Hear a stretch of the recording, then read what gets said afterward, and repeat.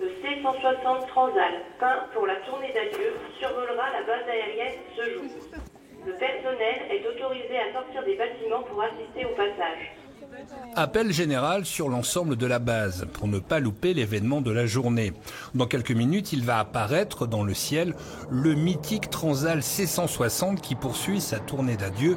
Ici, au-dessus de la BA-116 de Luxeuil, il est escorté par 2 Mirage 2000, tout un symbole. Quand on rentre à l'école de l'air, en fait, on passe notre brevet de parachutiste et donc on saute pour la première fois d'un avion. Et pour ma part, ça a été sauter du Transal pour obtenir ce fameux brevet parachutiste qui est finalement le premier exercice militaire qu'on fait sur le terrain. Donc oui, c'est déjà une vraie épopée. Et puis après, d'autres anecdotes plus tard dans la carrière, comme des ravitaillements au-dessus du désert tchadien en Mirage F1 par exemple.